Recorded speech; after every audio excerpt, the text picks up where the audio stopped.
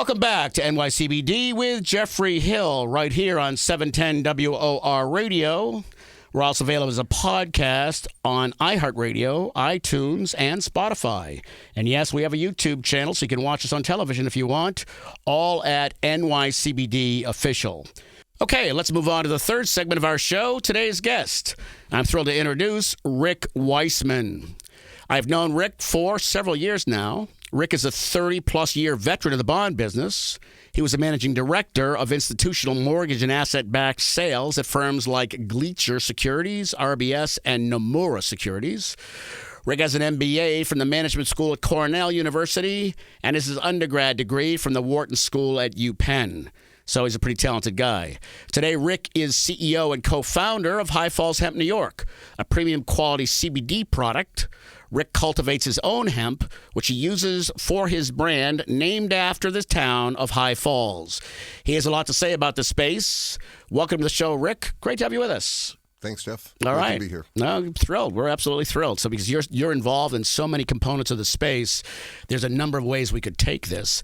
But as you know, earlier in the show, we were talking a little bit about the dynamics of what's happening to the hemp farmer. So we're going to want to spend a little bit more time there as well. Let's start out by just giving the audience a little bit of an understanding. How did you transition from a 30-year finance person to farming, please? Well, it was an interesting transition. Took a little bit of time to find my way into where I am now. In 2016, I worked with a alternative asset management company and basically refugees from the mortgage-backed security space. Yes. And we were looking at legal cannabis and legal hemp and different ways one could express their financial interests in such.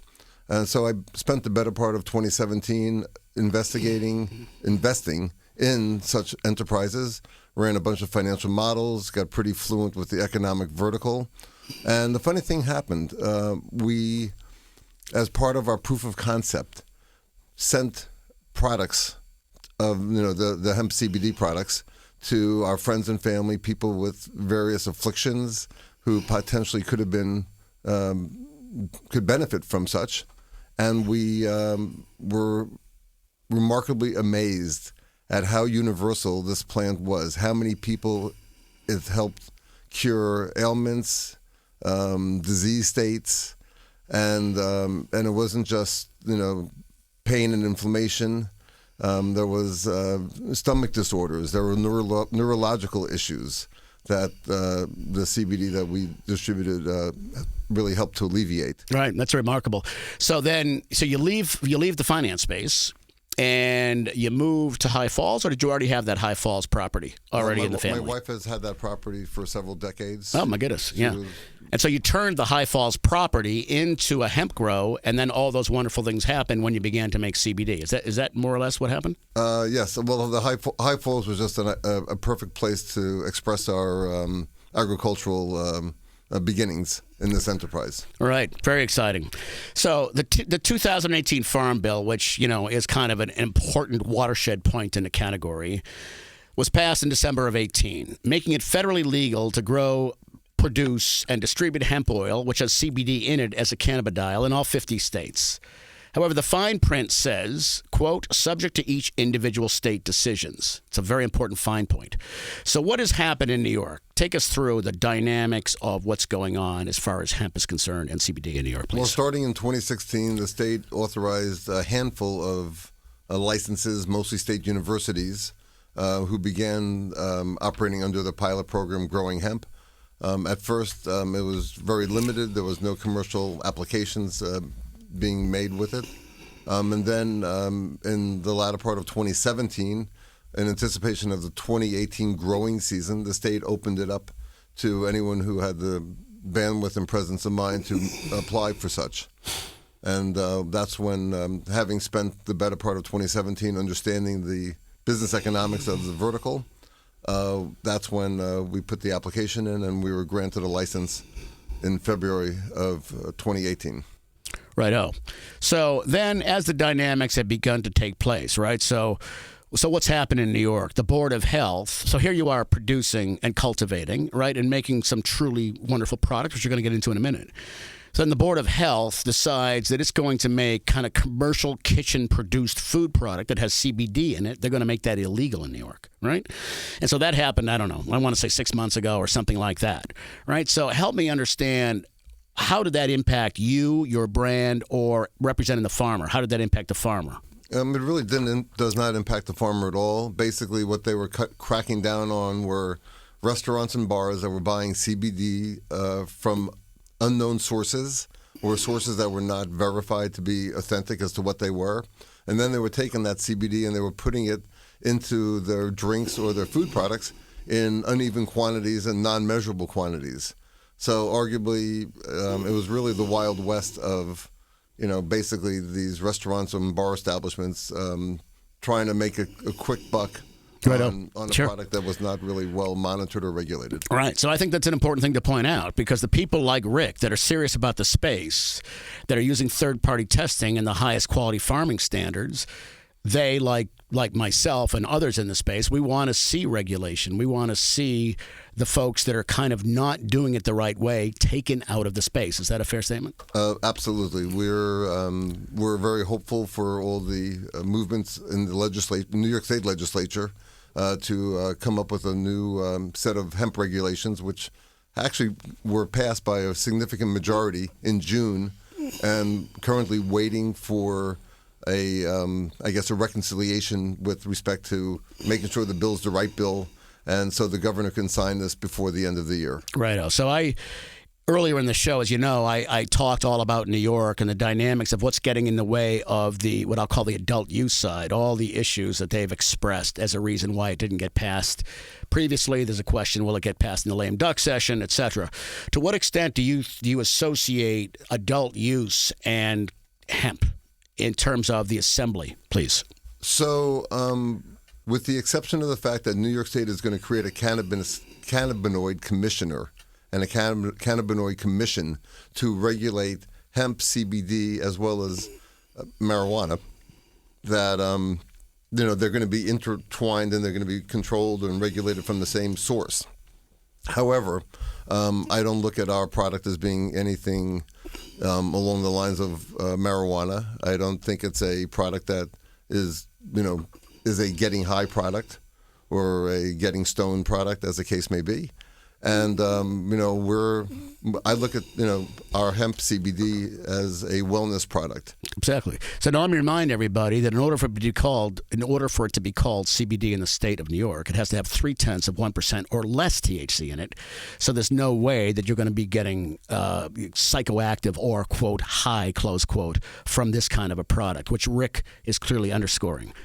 All right. So, having said that, Rick, 52%, latest BDSA analytic data, which I quoted earlier in the show, 52% of people are still confused about THC versus CBD.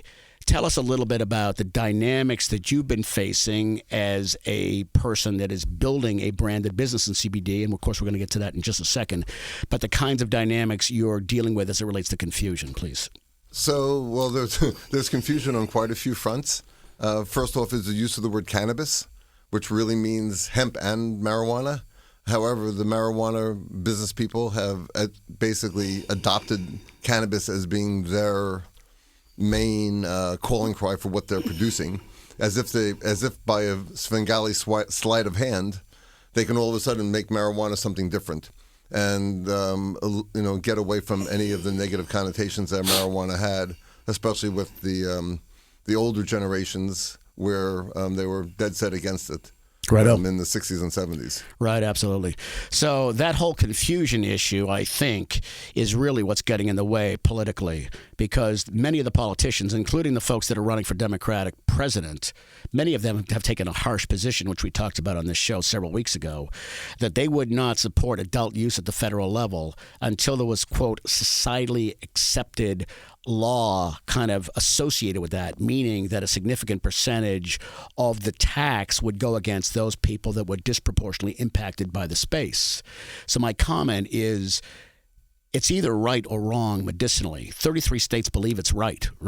I think that point has been made clear. We've had countless people on this show talking about the medicinal value of the space, right? The confusion around connecting the fundamental space to these other issues often gets in the way.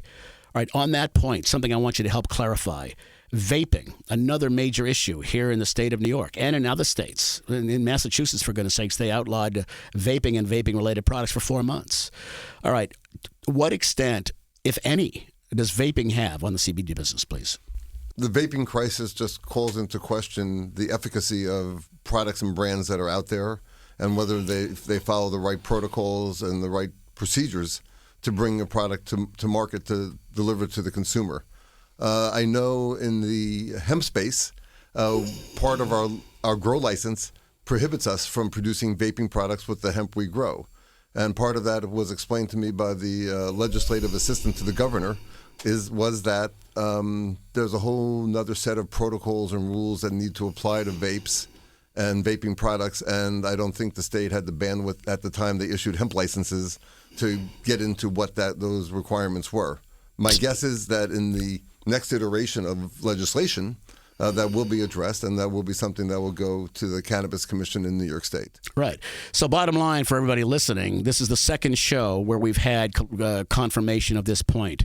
When Jan Horsfall was on talking about the 1,400 athletes, 600 of whom were Olympians that are using CBD for impacting inflammation and recovery, he said vaping doesn't matter because they don't vape. In other words, they use a different form factor.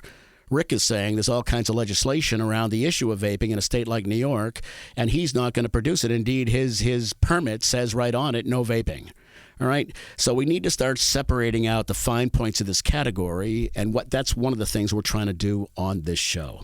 All right, so let's move to something I have a feeling you're probably anxious to talk about, and that is your brand, High Falls Hemp. I noticed you brought the beautiful new logo, which I have seen with you. Excellent, sir. You just underwent a relaunch. Tell us about your brand and what the relaunch is all about. And, of course, we're going to show a picture of that while we're chatting. So basically, we started off as High Falls Extracts, and subsequently we've rebranded and relaunched ourselves as High Falls Hemp NY, ostensibly to owe to the fact that High Falls is a place, not a euphemism for getting high. So that's important, and that's something that we hold true, is that we're about wellness, not about people getting high. Nonetheless, High Falls is our base of operation. It's located 90 miles north of here in the Hudson Valley. On a good day, it's less than 2 hours to get there, which is awesome. You get there and it feels like you're transported to another universe. It's a very bucolic environment in the Hudson Valley. The soil is great for growing hemp and other agricultural commodities, and that's where we've put our flag on the ground. Righto. Right, so which is exciting because, a lot of the governors, and certainly I think the people that live in this state, they want to be consuming product made in New York, right? So it's kind of, made in New York for New Yorkers. And that's certainly one of the things that Rick and his brand, High Falls Hemp, and his team, amazing team, have done with the franchise. All right, so let's talk a little bit more about that. So explain a little bit about once you've cultivated the product, right? It then gets extracted. And then there's quite a bit of rigorous testing that takes place. Could you explain that, please? Sure. So we test on 3 levels. When we grow the plant and harvest the plant and dry it out, we test that to make sure that it's free of contaminants, free of pesticides, heavy metals, and the like. And so basically the flower itself is viable in and of itself. If someone wanted to eat it, they would be safe if they chose to do so. Then we send it to a local... Now, just let me interrupt for 1 second. I mean, some of you out there probably thought eating it. Who would think of eating it? Well, I can tell you that in the early on, the caregivers that were impacting epileptic and autistic children were asking these patients to eat the product with remarkable results. So even the notion of eating is not far-fetched. Please, go on. Then we take the flower and we send it to a local extraction, a licensed New York State extraction lab, a couple hours away, and they put it through a extraction process where they basically create what they call full spectrum distillate, which is approximately 80% pure CBD.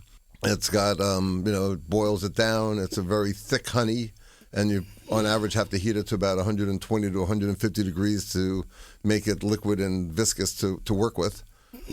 We then take that distillate and we test that. We test that for all the same things, the pesticides, the heavy Now, when you metals. say we test it, once again, you're referring to the third-party testing resource, correct? Right. So High Falls itself, goes and undergoes the expense of testing every batch, every cultivar that we grow, and we send it to a third-party lab that's ISO certified and is also licensed by the DEA because there's a little bit of THC in our hemp that we grow. And so the labs actually have to have a DEA permit to handle THC. Yeah, of course they do. So again, let me underscore, there's a perfect example of somebody that's a seed-to-sale operator that is helping everybody understand the rigor of testing that the products go through when they're doing it the right way. All right, so many of you out there are listening to this show week after week, or maybe you're new to the show, and you're wondering how credible the category is, how credible the brands are. There's 7,500 brands of CBD out there, at least, right?